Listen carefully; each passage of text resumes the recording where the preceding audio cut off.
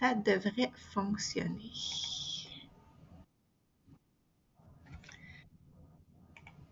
Je vois aussi mon écran. Non. Ok, je vais partager ici. Super. Maintenant, super. Parfait. C'est juste que pour utiliser cet enregistrement-là, il faut partager un écran. Donc, super. Donc, je t'ai répondu, puis j'ai venais de recevoir la réponse de mon équipe. Je n'ai pas pris le temps de le traduire en français, étant donné que je savais que tu parlais en anglais, mais on peut là, réviser les points que mon équipe a envoyés. Donc, la première question était la gestion là, pour les feuilles de fonction avec les tâches et tout. Donc, l'impression par l'eau que mon équipe te parle, est-ce qu'on en avait discuté ou non? Je le montre à batch printing, oui. OK. OK. Parce que c'est ça, juste un instant. Habituellement, j'en parle pendant les formations et non pas pendant les, les présentations. Donc, au niveau là, des rapports, on a un rapport, si on peut dire, impression par l'eau.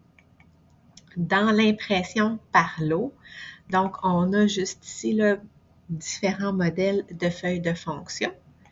Puis là, on peut venir indiquer les feuilles de fonction à partir de quelle journée. Donc, si je veux, par exemple, sortir mes feuilles de fonction pour la semaine prochaine, donc je veux les feuilles de fonction à partir du 3 novembre et je peux dire pour le nombre de journées que je veux sortir mes feuilles de fonction. Donc, on peut aller jusqu'à 7. Pourquoi est-ce qu'on n'en met pas plus que 7? Mais habituellement, les gens, c'est semaine par semaine. Puis plus que 7, ben, c'est ça. Donc, ça fait beaucoup d'informations. C'est ça, réussir à faire les documents. Donc, basé sur le type, on va avoir des sélections qui diffèrent ici parce que c'est différents formats de feuilles de fonction. Donc, si je viens récupérer, j'ai mes feuilles de fonction à partir du 3 novembre pour total de 3 jours. Fait que j'ai mon 3, mon 4 et mon 5 qui sont ici. Par la suite, je peux décider de toutes les imprimer. Je peux juste en sélectionner quelques-uns. Et quand je fais mon saut de page par événement, donc ça va m'imprimer événement par événement. Donc, c'est certain que si un événement est très long et qu'il a plusieurs pages, donc tu ne vas pas l'avoir condensé sur une page, tu vas avoir 2 pages, mais tu vas avoir un saut de page par événement. Ici, tu le vois pas, donc souvent quand les gens arrivent à cette page, ils me disent « Oh, ça fonctionne pas », mais c'est si on clique sur l'impression, là, on a notre événement par événement. Donc, on peut venir faire sortir les feuilles de fonction là, de cette façon-là. Et comme mon équipe disait, on va pouvoir imprimer les tâches dans la section de la feuille de fonction.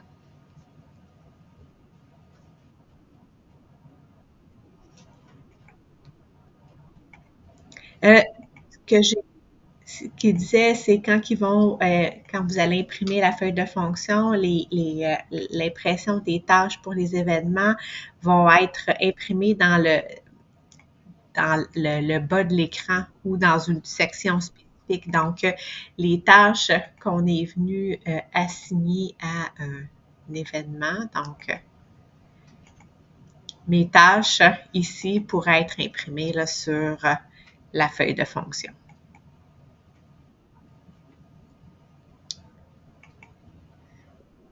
Super. La gestion du personnel et des heures, des suivis des heures. Donc, si vous pouviez ajouter du personnel qui n'ont pas accès là, à Pixar, mais leur assigner des tâches et le clock-in, clock-out et les heures travaillées. Donc, ce que l'équipe disait, c'est que pour ajouter, c'est ça, le personnel extérieur, il va falloir venir là, créer la même page Employee Work Schedule qu'on te parlait la semaine passée, là, 2 semaines, puis qu'on va venir créer un portail traiteur pour qu'il ait accès aux tâches. Donc, étant donné qu'ils n'ont pas accès à Pixar, parce que c'est des employés temporaires, donc ici, le bouton traiteur, est-ce qu'on en avait discuté ensemble, les feuilles de fonction avec un URL? Non, pas pour faire les choix, pour que équipe. Laisse-moi trouver. OK, je vais juste ouvrir après. Donc, c'est possible de venir configurer. Je vais recommencer du début. Pourquoi c'est traiteur? Pourquoi ce bouton-là? Étant donné qu'on avait plusieurs clients qui ont des salles d'événements, mais qui n'offrent pas de F&B. Donc, qui fonctionnent avec un traiteur externe. Le traiteur externe doit être informé qu'il est assigné à un événement. Par exemple, j'ai un événement le 31 octobre pour l'Halloween, puis c'est le traiteur ABCD. Donc, pour pas devoir envoyer des courriels, étant donné que des fois, on peut se tromper ou quoi que ce soit, donc, on vient créer et assigner des traiteurs. Donc, on a notre traiteur ABCD. Pour avoir la liste des traiteurs ici, tout est une question de configuration ici. Donc, on peut venir créer, dans ton cas, ça ne sera pas des traiteurs, mais ça peut être des départements. Donc, on vient créer des départements et on leur donne, qu'est-ce qu'on leur donne accès là, de consulter et ça va créer un URL.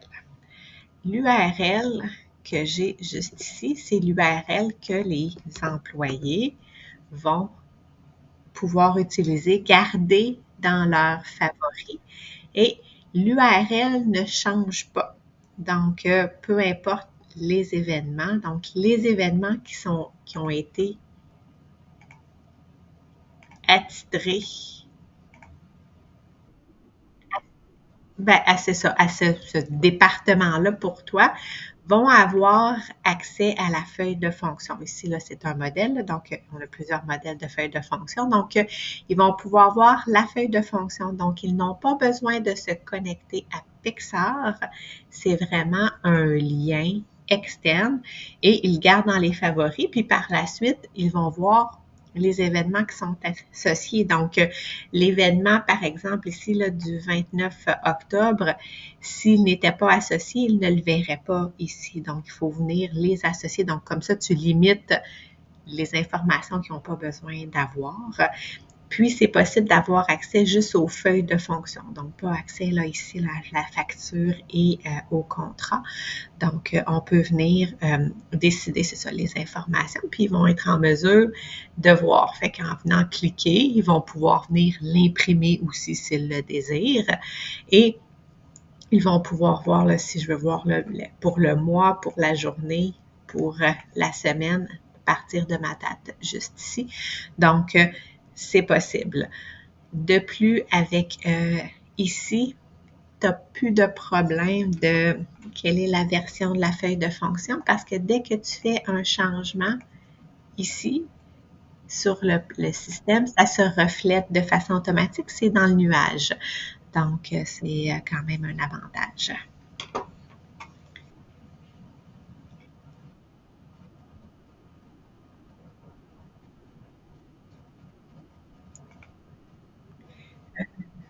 Je pense que ils ont. So, quand l'écran de Employee Work Schedule va être ajouté, ça va être possible. Fait qu'on va pouvoir là, on va pouvoir aussi ajouter des heures et tout là, au niveau là, de l'assignation des tâches. Donc, il y a plusieurs façons là, de venir le gérer, mais ils ont dit qu'avec l'Employee Work Schedule qu'on a sur notre logiciel de spa, quand on va venir ajouter ça, ça va être ici, je vais le trouver. Donc, ici, il ne reste plus grand jour au mois d'octobre. C'est pour ça qu'on a juste là jusqu'au 31. Mais si je viens sélectionner là, mon mois de novembre, donc je vais avoir le mois au complet. Euh, Ici, on n'était pas certain de ta question pour. Puis l'abonnement, c'est moi qui vais t'en parler, c'est pour ça qu'il n'y avait pas de réponse. Donc, c'est quoi les commentaires que tu as trouvés? Oui,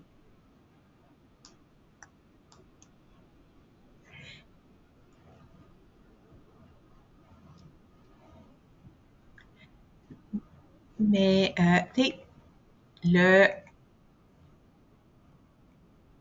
la, ça fait un logout 24 heures. Donc, la session est, on est connecté pour une période de 24 heures. Après, le système logout. Par contre, ce qui est super important, c'est lorsqu'on fait la création, sur chacune des pages, avant de passer à l'autre, tu sauvegardes. Le système va te le demander, mais est-ce que tu veux te sauvegarder avant de changer de page? Mais si tu ne viens pas sauvegarder, il n'y a pas une sauvegarde automatique. Mais ça se fait de façon, tu t'ajoutes, tu crées, tu viens sauvegarder à ta page. Donc, il n'y a pas de perte d'information. Donc, quand tu crées ton contrat, tu sauvegardes au fur et à mesure là, pour être certain. Mais la déconnexion, c'est au bout de 24 heures. Par contre, si vous utilisez, par exemple, avec SSO ou pour des connexions avec Outlook, cette partie-là, c'est les règles de, par exemple, Outlook qui vont s'appliquer. Donc, ça, on n'a pas de contrôle. C'est si on se décide, on se dit, par exemple, la connexion avec Outlook 365 parce que vous avez Outlook 365, mais si Outlook demande à chaque fois qu'il y a de l'inactivité, qu'il y a une reconnexion, cette partie-là, c'est pas nous qui la décidons, c'est l'imposition par la connexion tierce. Donc, nous, de notre côté, c'est 24 heures que la session est ouverte.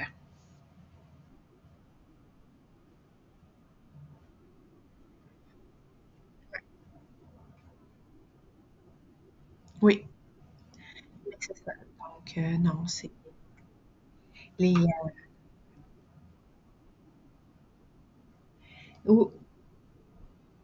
oui, donc on y va vraiment étape par étape.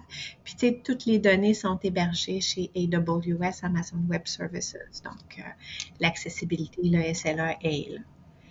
Au niveau de l'abonnement, donc on est flexible. Habituellement, nos contrats sont pour une durée de 1 an. Par contre, j'ai certains clients qui vont venir ajouter une clause, par exemple, un 2 mois, si il y a quelque chose, on peut venir annuler, puis par la suite, le contrat embarque. Donc, on est en mesure de venir ajouter certaines clauses au contrat. Donc, mais comme je te dis, habituellement, nos contrats sont d'une durée là, de 1 an, comme la majorité finalement là, des places. Mais, comme je te le dis, euh, on a tellement différents types de clients qu'il faut venir des fois adapter le contrat. Puis, je comprends, c'est un gros move. Puis, on ne veut pas être pris dans un contrat de 5 ans sans puis être pris dans tout ça. Mais non, c'est ça. Donc, on est ouvert aussi là, à venir ajouter des clauses là, si besoin.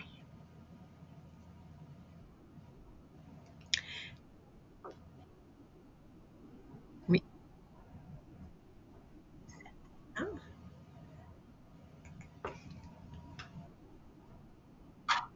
oui, oui.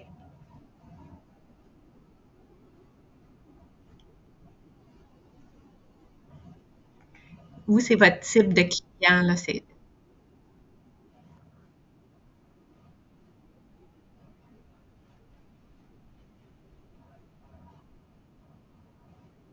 Mhm.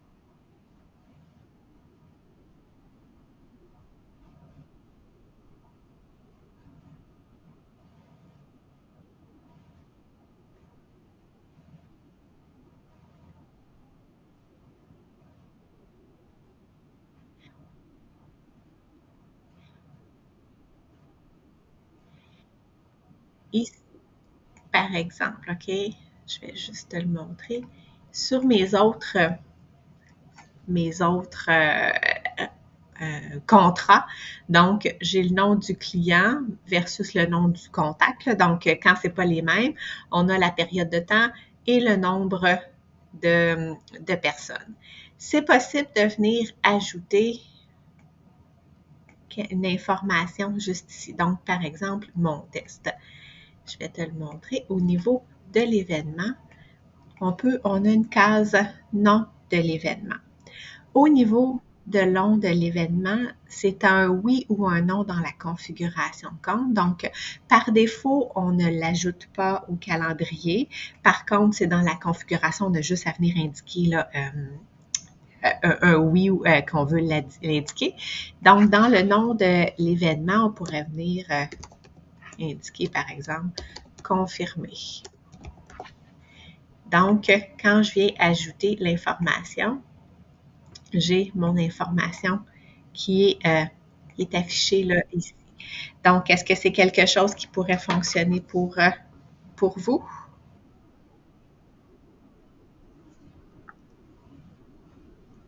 Ah, ça, tu l'aurais pas. C'est le nombre d'hébergements. Donc, étant donné qu'on est cette version-là est connectée au PMS, donc une Property Management System, c'est le nombre de chambres. Donc, c'est pour ça que tu en as avec le de chiffres et tu en as sans chiffres. C'est parce que j'ai pas d'hébergement pour ceux qui n'ont pas de chiffres.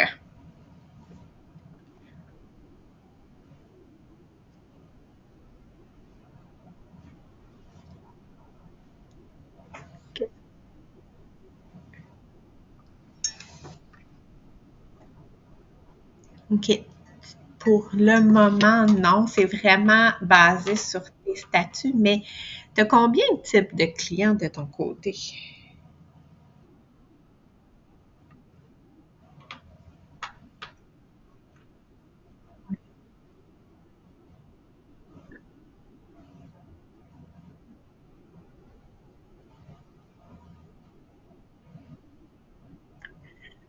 Parce que, tu sais, une des façons, ça serait parce que tu veux être en mesure de gérer tes annulations, de voir tes annulations. Donc, en tout cas, j'imagine habituellement, on veut savoir nos annulations. Donc, le système nous donne un aperçu basé sur tes statuts de contrat. Est-ce que on vient créer une annulation, puis pour tout type de, de clients, donc quand on vient indiquer annulation, donc tu vas avoir, si j'ai de l'hébergement, c'est pour ça que ça switch, donc tu vas avoir ici la possibilité de venir indiquer une raison d'annulation. Donc, quand on vient switcher à ce statut-là, ça l'ouvre cette page-là de façon automatique, mais ça pourrait être annulation, peu importe le type d'événement. Mais pour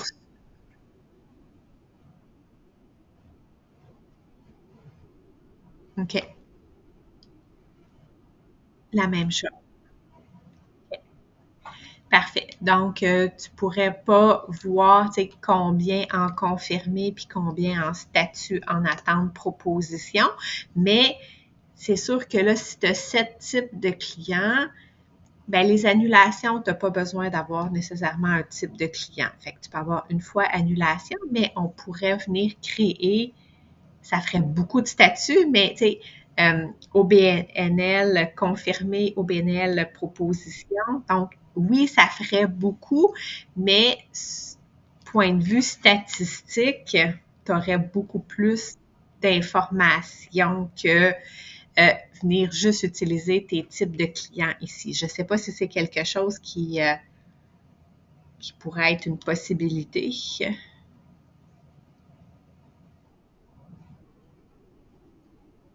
Mhm.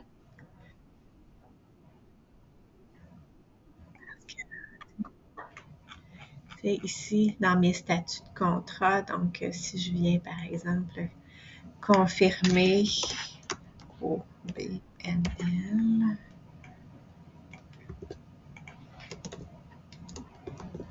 Donc, on vient ici, puis mes propositions, mais c'est, je me rappelle pas, on va mettre VIP, peu importe. Donc, ici, je viens juste pousser.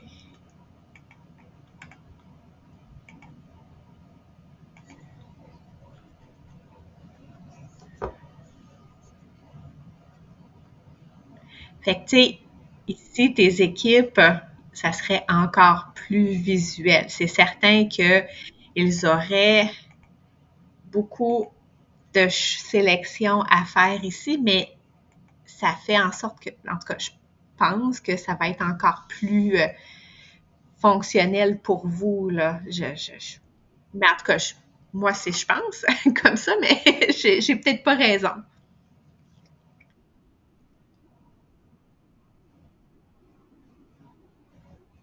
Mhm,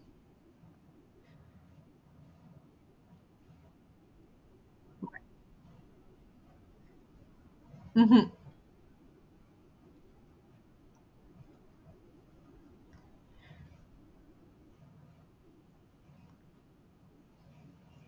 Une possibilité, là, comme ça, tu sais, t'aurais parce que l'entrée de façon manuelle de ton nom de ton événement, euh, c'est une entrée manuelle. Donc, il y a des risques d'erreur. On peut venir rendre ce champ-là obligatoire. Donc, on peut venir ajouter un petit astérix ici comme ton nombre d'invités. Donc, tes équipes ne pourraient pas venir sauvegarder. Quand ils viendraient pour sauvegarder, ça dirait, ben, il te manque de l'information. Donc, ça peut être ça. Puis, si on vient vraiment, si on décide de venir ajouter le statut de la réservation ici, je te conseille fortement de venir le créer comme champ obligatoire parce que sinon, les équipes vont oublier. C'est pas de la mauvaise volonté, ils vont oublier, c'est pas un champ obligatoire. Donc, ils vont entrer les informations qu'ils doivent rentrer. Donc, tu sais, pour toi, de ton côté, ça risquerait d'être plus difficile à gérer. Fait qu'on peut venir rendre ce champ-là obligatoire, l'afficher, mais tu sais, je pense que le plus simple serait de venir créer beaucoup de statuts basés sur tes différents types de clients. Mais comme ça serait visuel pour tout le monde. Puis, tu sais, sur le tableau, tu sais, quand tu veux juste venir voir un statut, ben, tu peux venir aussi le sélectionner.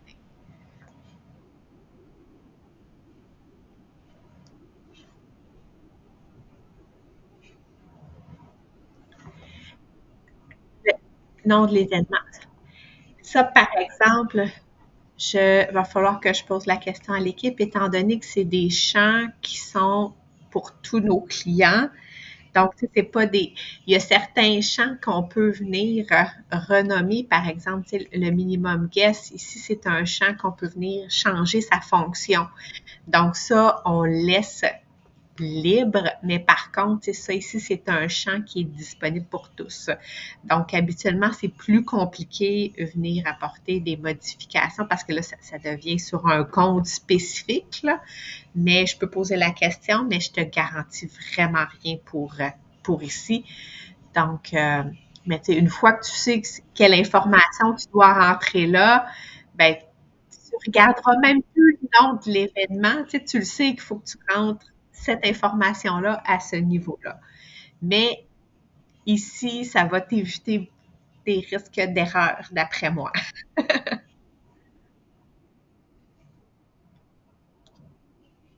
Oui, oui. Puis, tu sais, on a beaucoup de rapports qui passent par les statuts. C'est certain que on a l'information ici de ton statut de contrat, mais tu sais, c'est pas un champ que beaucoup de personnes utilisent, donc ça va être créé un rapport qui vient chercher cette information-là, mais ici, tu as déjà là, les rapports basés sur les statuts. Donc,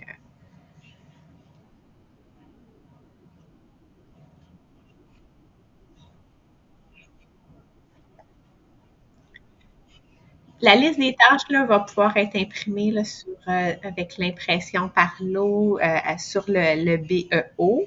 Sinon, tu veux juste sortir la liste des tâches ici. Euh, Ça va falloir que je pose la question. Laisse-moi prendre liste des tâches imprimées par employé. Liste des tâches par employé. Je vais juste ici, tâches pour l'événement, parce que habituellement, je ne sais pas si on a des... On a ici, on peut venir au niveau des statuts de la tâche, venir faire la sélection. Donc, on peut venir imprimer dans un rapport toutes les tâches. Par contre, on vient au niveau du statut de la tâche. On vient pas, ça serait, laisse-moi voir si c'est possible de créer avec les employés. Donc, rajouter un filtre ici, par exemple, pour filtrer par emploi.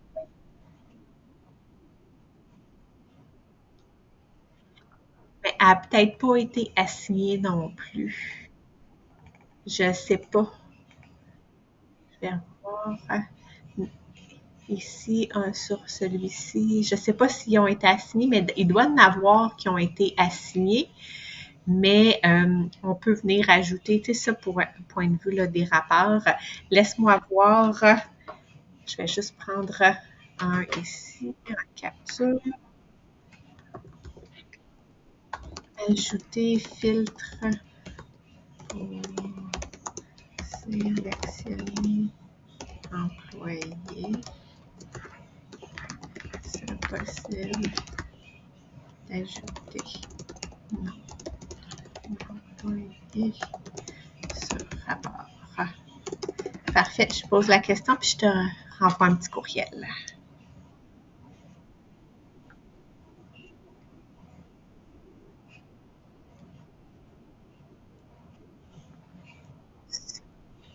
Super.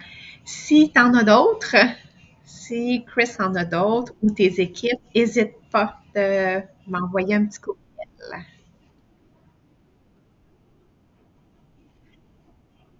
Oui, je t'envoie un nouveau devis, oui.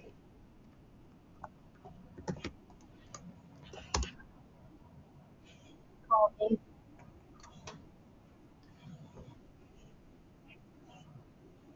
Parfait. Puis combien de salles est-ce que tu as finalement? Est-ce que tu le sais?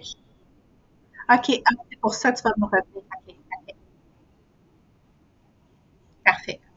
Super, envoie-moi le tout, puis je vais te créer là, un nouveau devis, puis on partira de là. Ah bien, je te remercie énormément. Je te reviens avec les réponses aux points soulevés. L'enregistrement, certainement. Parfait. Merci. Bye bye.